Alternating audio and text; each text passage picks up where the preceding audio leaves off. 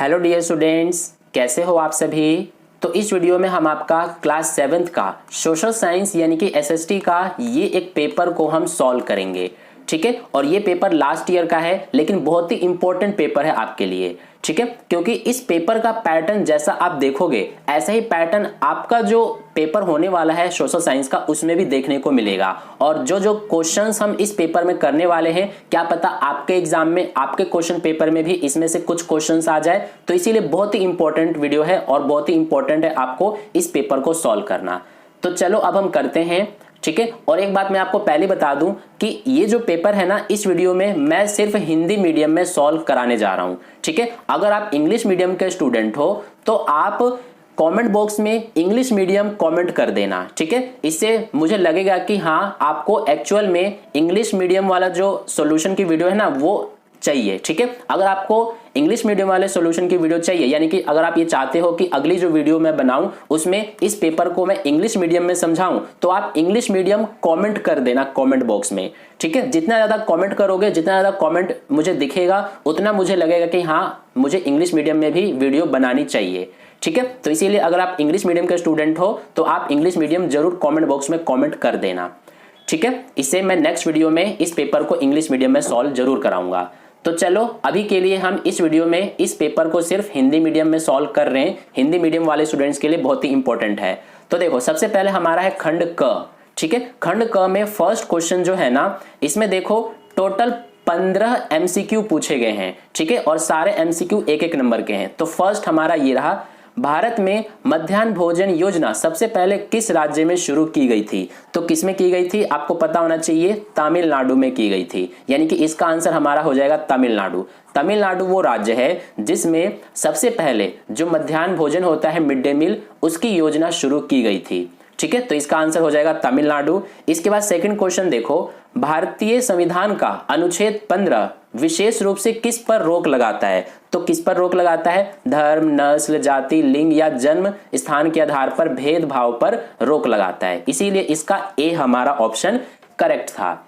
इसके बाद है नेक्स्ट थर्ड क्वेश्चन, मान लीजिए कि आपके राज्य में 96 विधानसभा सीटें हैं, तो बहुमत पाने के लिए किसी राजनीतिक दल को विधानसभा में कितनी सीटें जीतने की जरूरत है।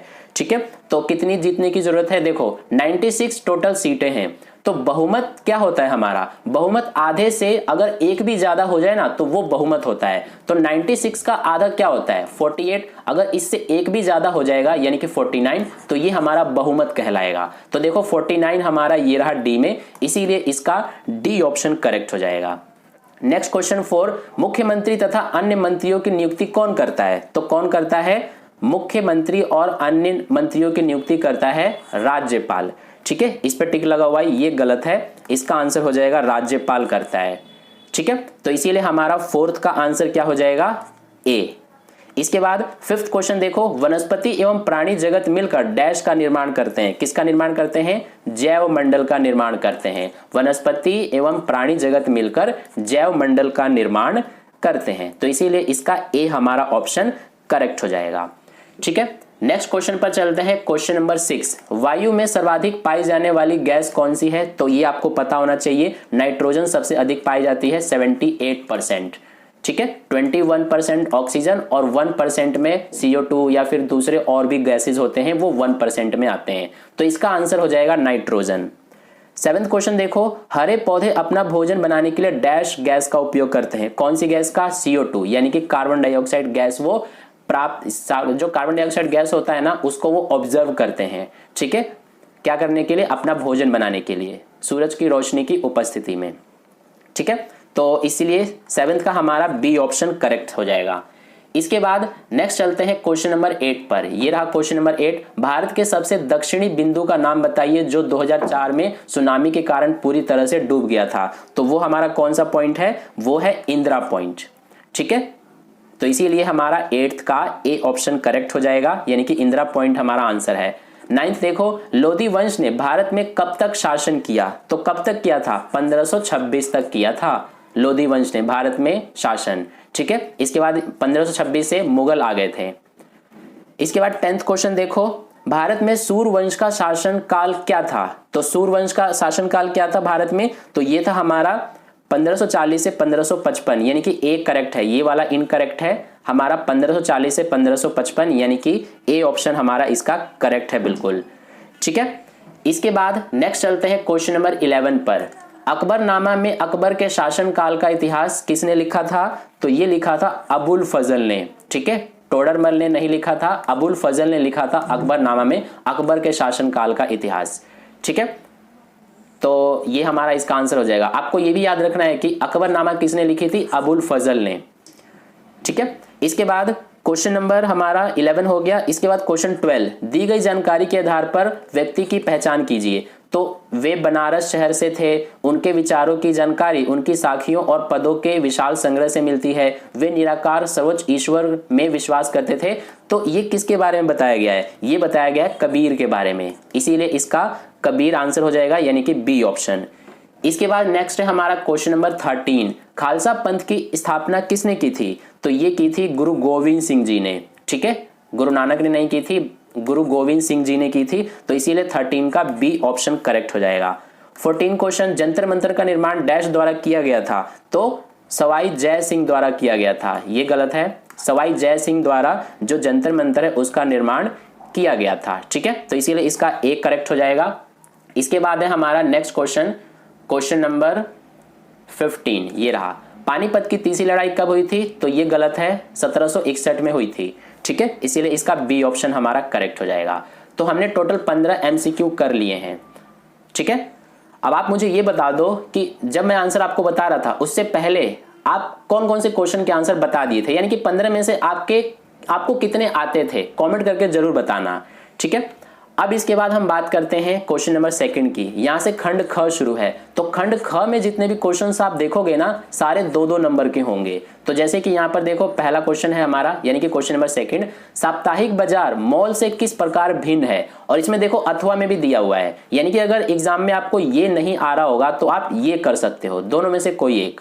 ठीक है, तो साप्ताहिक बाजार मॉल से किस प्रकार भिन्न है? देखो इसका आंसर इस तरह से हो जाएगा, साप्ताहिक बाजार सप्ताह में किसी निश्चित दिन लगते हैं, यानी कि सप्ताह में किसी भी दिन, एक दिन वो निश्चित दिन में लग सकते हैं। जैसे कि मंडे को अगर लगता है तो हर सप्ताह में मंडे को ही वो लगेगा।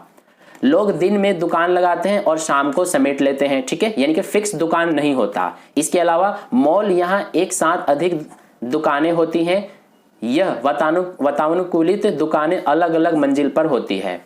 ठीक है, तो मॉल के बारे में यहां पर बताया गया है, तो ये आपको समझ में आ गया होगा। इसके बाद इसमें जो हमारा अथवा वाला क्वेश्चन है ना कि साप्ताहिक बाजारों में चीजें सस्ती क्यों मिलती है, तो इसका आंसर देखो, एक तो ये कि दुकान का किराया देना नहीं पड़ता है, क्योंकि रोड के किनारे ही लगाया जाता है ज्यादातर दुकान। ठीक है, साप्ताहिक बाजार में। दूसरा ये हो जाएगा कि काम करने वालों को तनख्वाह देनी नहीं पड़ती। ठीक है, तो ये हमारा इसका आंसर हो जाएगा। आपको 2 ही पॉइंट्स लिखने हैं क्योंकि ये 2 नंबर का क्वेश्चन है ना, इसीलिए। इसके बाद थर्ड क्वेश्चन देखो कि बिना बाजार गए खरीद बिक्री कैसे होती है? तो कैसे होती है? ऑनलाइन शॉपिंग करके, इंटरनेट द्वारा या फोन पर ऑर्डर करके। तो ये आंसर हो जाएगा हमारा।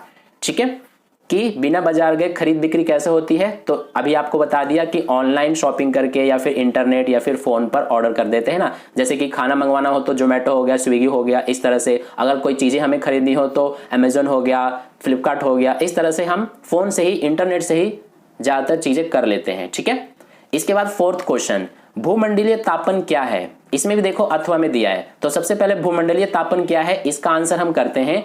तो भूमंडलीय तापन क्या है हमारा? देखो, कारखानों एवं धुएं से वायुमंडल में CO2 यानी कि कार्बन डाइऑक्साइड का स्तर बढ़ता है, तब ऊष्मा द्वारा पृथ्वी का तापमान बढ़ता है। ये हमारा भूमंडलीय तापन। ठीक है, अब अथवा वाला क्वेश्चन देखो कि स्थायी पवनों और मौसमी पवनों में क्या अंतर है? तो स्थायी पवन और मौसमी पवन में अंतर देखो ये है कि स्थायी पवनें वर्ष भर निश्चित दिशा में चलने वाली पवनें होती हैं और मौसमी पवनें, ये पवनें विभिन्न ऋतुओं में अपनी दिशा बदलती हैं। ठीक है, तो ये आंसर हो जाएगा हमारा 4th क्वेश्चन के अथवा वाले क्वेश्चन का। अब इसके बाद है हमारा क्वेश्चन नंबर 5, मुगल कौन थे, ये आपको बताना है कि मुगल कौन थे। तो देखो, मुगल दो महान शासकों के वंशज थे। माता की ओर से मंगोल शासक चंगेज खान और पिता की ओर से तुर्की के शासक तैमूर के वंशज थे। यानी कि जो मुगल थे ना, वो दो शासकों के वंशज थे। माता की ओर से तो हो गया चंगेज खान और पिता की ओर से तैमूर के वंशज थे वे मुगल। ठीक है, जैसे कि मुगल कुछ शासकों के नाम बताता हूं आपको, जैसे कि शाहजहां हो गया, औरंगजेब हो गया, इसके अलावा बादशाह अकबर हो गए, ठीक है, चंगेज खान हो गए, ये सारे क्या है, ये मुगल शासक हैं। इसके बाद हमारा नेक्स्ट है क्वेश्चन नंबर 6। तो क्वेश्चन नंबर 6 से ना खंड ग शुरू है। खंड ग में सारे क्वेश्चंस आपको 3-3 नंबर के दिखेंगे। जैसे कि ये देखो क्वेश्चन नंबर 6, मानवीय पर्यावरण क्या है, मानवीय पर्यावरण के 2 उदाहरण दीजिए। तो मानवीय पर्यावरण क्या है, देखो मानवीय पर्यावरण हमारा अपनी आवश्यकता के अनुसार पर्यावरण में परिवर्तन करना। ठीक है, तो ये आंसर हो जाएगा। इसमें ना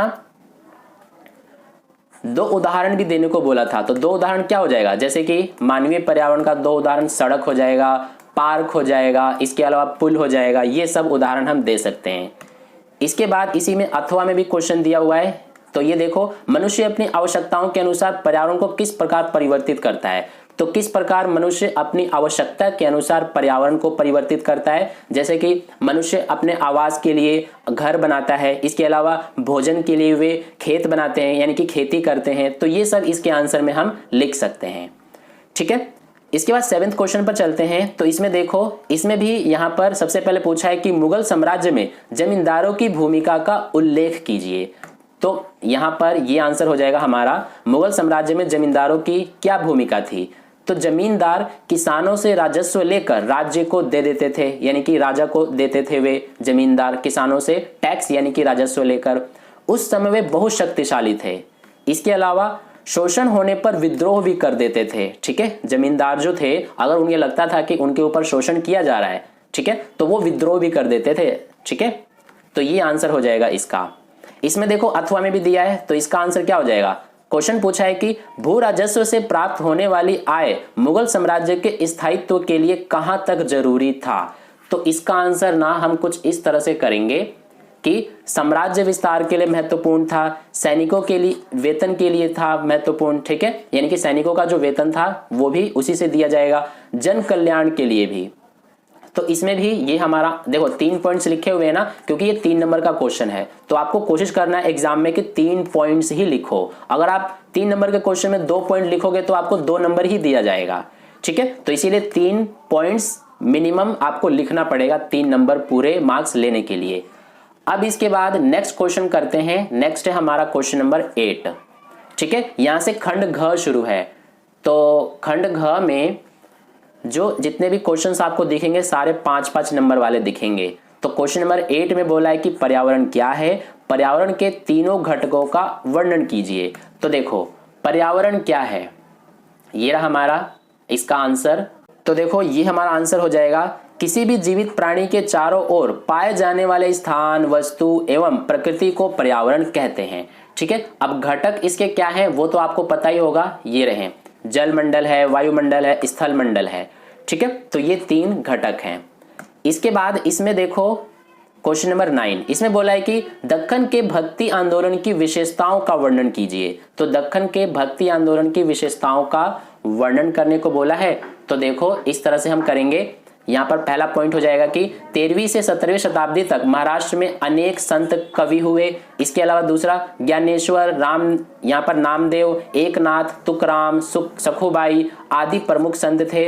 सभी प्रकार के कर्म कांडों, पवित्रता के ढोंगों और जन्म आधारित सामाजिक अंतरों का विरोध, ये एक हो जाएगा। एंड संन्यास के विचारों को भी ठुकराया, सेवा पर बल, असली भक्ति दूसरों के दुखों को बांटना। ठीक है, तो यहाँ पर टोटल 6 पॉइंट्स लिखे हुए हैं, लेकिन ये क्वेश्चन 5 नंबर का था, तो इसीलिए आपको कम से कम 5 पॉइंट्स तो लिखने ही पड़ेंगे।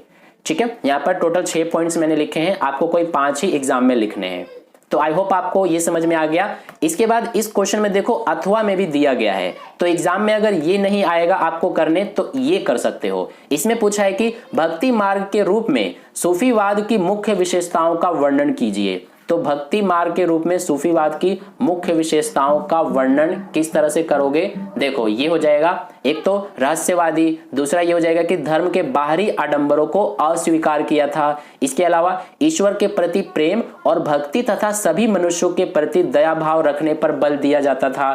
ठीक है, इसके अलावा ये हो जाएगा हमारा कि धार्मिक विद्वानों द्वारा निर्धारित विभेद कर्मकांड और आचार संहिता को अस्वीकार किया था। ईश्वर के साथ प्रेमी की तरह जुड़ना ये हुआ था। एंड जिक्र, समा, रक्त, नीति चर्चा, सांस पर नियंत्रण आदि पर बल दिया जाता था। ठीक है, तो यहां पर भी 6 है लेकिन आपको 5 पॉइंट्स ही लिखने हैं। तो ये हमारा था क्वेश्चन नंबर 9। अब इसके बाद करेंगे हम क्वेश्चन नंबर 10। तो क्वेश्चन नंबर 10 देखो, क्वेश्चन नंबर 10 से ना आपका खंड अंग शुरू है। ठीक है, और इसमें आपको ना क्वेश्चन नंबर 10 में ये देखो एक पूरा का पूरा गद्यांश दिया गया है। इस गद्यांश को सबसे पहले आपको ध्यान से पढ़ना है क्योंकि क्वेश्चन जो पूछे गए हैं ना इसमें वो आपको इसी गद्यांश में ही आंसर मिल जाएंगे उनके। जैसे कि मैं आपको दिखाता हूं, फर्स्ट क्वेश्चन ये रहा, उस खेल के मैदान का नाम बताइए जहां बच्चे खेला करते थे। तो देखो वो खेल का नाम ये रहा, बच्चू खान प्लेग्राउंड। ठीक है, आपको आंसर भी मैं आपको दिखा देता हूं इसका, ये रहा हमारा बच्चू खान प्लेग्राउंड। ठीक है, तो इन क्वेश्चंस के आंसर आपको गद्यांश में ही मिल जाएंगे, बहुत ही इजी क्वेश्चन है ये। इसके बाद आपका एग्जाम में भी ऐसा ही आएगा। ठीक है, तो तैयार रहना। सेकंड क्वेश्चन है कि बच्चों को खेलों के लिए प्रशिक्षण किसने दिया था? तो नूर खान ने दिया था। ठीक है, देखो ये रहा नूर खान। ठीक है, तो यानी कि सेकंड का आंसर हो जाएगा नूर खान। थर्ड क्वेश्चन है इसमें हमारा कि टीम के खिलाड़ियों की पृष्ठभूमि को स्पष्ट कीजिए, यानी कि जो टीम के खिलाड़ी थे वो किस किस पृष्ठभूमि से आते थे।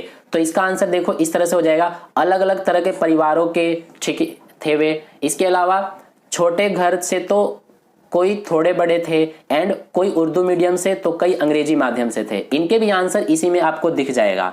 ठीक है, जो हमारा थर्ड क्वेश्चन है उनके आंसर भी इसी में से देखो ये रहा, ये हमारा आंसर हो जाएगा इसका।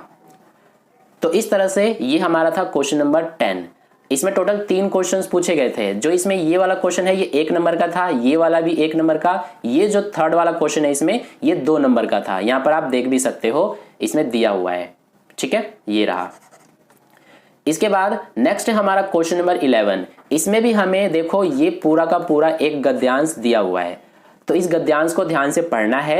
एंड इसके आधार पर ये देखो पहला क्वेश्चन, जब भारत आजाद हुआ तो हमारे नेताओं को क्या चिंता थी? तो हमारे नेताओं को क्या चिंता थी कि समाज में फैले भेदभाव को कैसे दूर किया जाए।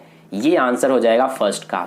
सेकंड, समानता शब्द से आप क्या समझते हैं? तो समानता शब्द से क्या समझते हैं? प्रत्येक व्यक्ति को समान अधिकार और समान अवसर देना, ये होता है समानता।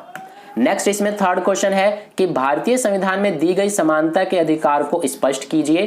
तो भारतीय संविधान में देखो प्रत्येक नागरिक को अपनी पसंद का काम चुनने का अधिकार है। इसके अलावा अस्पृश्यता की समाप्ति, एंड इसके अलावा हो जाएगा शिक्षा तथा नौकरियों में समान अवसर। तो ये हमारा आंसर हो जाएगा इसके थर्ड क्वेश्चन का। ठीक है, अब इसके बाद नेक्स्ट है हमारा क्वेश्चन नंबर, ये हमारा 11 था। अब देखो क्वेश्चन नंबर 12। क्वेश्चन नंबर 12 में भी ना यहाँ पर आपको गद्यांश ही दिया गया है। ठीक है, तो इसको भी सबसे पहले ध्यान से पढ़ना है। एंड इसके आधार पर देखो ये रहा पहला क्वेश्चन। आप वीडियो को पॉज करके गद्यांश को पूरा पढ़ सकते हो। ठीक है, तो पहला क्वेश्चन पूछा है कि भेदभाव से आप क्या समझते हैं? तो भेदभाव से आप क्या समझते हैं, इसका आंसर इस तरह से हम लिखेंगे कि भेदभाव तब होता है जब लोग पूर्वाग्रहों या रूढ़िबद्ध धारणाओं के आधार पर व्यवहार करते हैं। ठीक है, तो ये हमारा भेदभाव का पूरा डेफिनेशन हो जाएगा। सेकंड क्वेश्चन इसमें है कि दोहरे भेदभाव का सामना किन लोगों को करना पड़ता है? तो जनजातीय लोग, धार्मिक समूह, कुछ खास क्षेत्र के लोगों को सामना करना पड़ता है दोहरे भेदभाव का। थर्ड क्वेश्चन है कि भेदभाव के 2 उदाहरणों को लिखिए। तो देखो उन्हें कुछ गतिविधियों में भाग लेने से रोकते हैं, किसी खास नौकरी को करने से रोकते हैं, या किसी मोहल्ले में रहने नहीं देते, एक ही कुएं या हैंडपंप से पानी नहीं लेने देते हैं। ठीक है, तो ये हमारा हो जाएगा इसका आंसर कि भेदभाव के 2 उदाहरण। यहां पर 2 से ज्यादा मैंने आपको बता दिए हैं। ठीक है, इसके बाद देखो क्वेश्चन नंबर 13। इसमें भी आपको ये एक गद्यांश ही दिया गया है, तो इस गद्यांश को सबसे पहले पढ़ना है। इसके आधार पर देखो ये रहा पहला क्वेश्चन, उन शहरों के नाम बताइए जो गंगा नदी के किनारे स्थित है। तो यहाँ पर देखो इलाहाबाद हो गया, कानपुर हो गया, वाराणसी, लखनऊ, पटना, कोलकाता, ये आंसर हो जाएगा इसका। देखो ये रहा लिखा हुआ ठीक है, यहाँ पर ये रहा हमारा इलाहाबाद, कानपुर, वाराणसी, लखनऊ, पटना और कोलकाता। इसके बाद नेक्स्ट इसमें अगला क्वेश्चन है हमारा कि नदी प्रदूषण के कारणों को लिखिए। तो नदी प्रदूषण के क्या कारण है? शहरों एवं उद्योगों से निकलने वाला गंदा पानी। ठीक है, ये गंदा पानी नदी के पानी में मिल जाता है और फिर नदी इससे प्रदूषित होती है।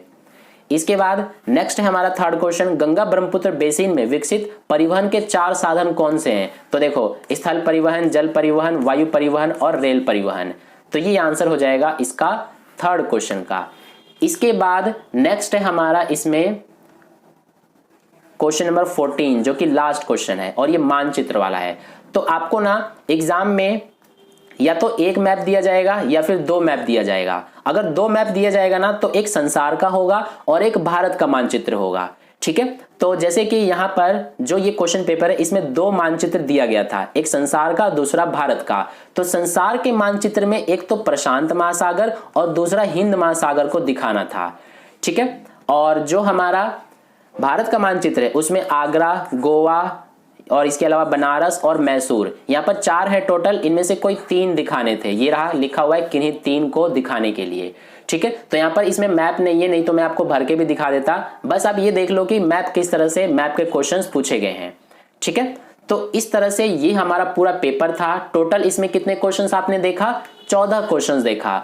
तो यानी कि आपके एग्जाम में भी 14 क्वेश्चंस ही आएंगे। किस टाइप के आएंगे ये आपने इस पेपर को देख करके आइडिया लगा लिया होगा। ठीक है, और हो सकता है कि इसमें से कुछ क्वेश्चंस डायरेक्ट आपके पेपर में भी पूछ लिया जाए। ठीक है, तो ये हमारा पूरा पेपर था। वीडियो को एक लाइक जरूर कर देना और अपने दोस्तों के साथ आपने शेयर नहीं किया है तो शेयर कर देना ताकि उन्हें भी बेनिफिट मिल जाए। और अगर आपने अभी तक चैनल को सब्सक्राइब नहीं किया है ना तो सब्सक्राइब करके बेल आइकन को जरूर प्रेस कर लेना ताकि नेक्स्ट वीडियो अपलोड करते ही सबसे पहले आप तक इंफॉर्मेशन पहुंच जाए। ठीक है, तो चैनल को सब्सक्राइब कर लेना और शेयर कर देना अपने दोस्तों के साथ। वीडियो को लाइक जरूर कर देना और कोई भी डाउट हो, कोई भी क्वेरी हो तो डायरेक्ट इंस्टाग्राम पर आप पूछ सकते हो। इंस्टाग्राम का जो आईडी है वो है फ्रेंड ऑफ मैथ्स। ठीक है, फ्रेंड ऑफ मैथ्स 12, बीच में कोई भी स्पेस नहीं है। फ्रेंड ऑफ मैथ्स 12 ये आईडी सर्च कर लेना और फॉलो करके कोई भी डाउट आप पूछ लेना। ठीक है, इसके अलावा डिस्क्रिप्शन में भी लिंक दिया हुआ है इंस्टा आईडी का, तो वहां से भी डायरेक्ट आप क्लिक करके पहुंच सकते हो इंस्टा आईडी पर। तो मिलते हैं फिर अगली वीडियो में।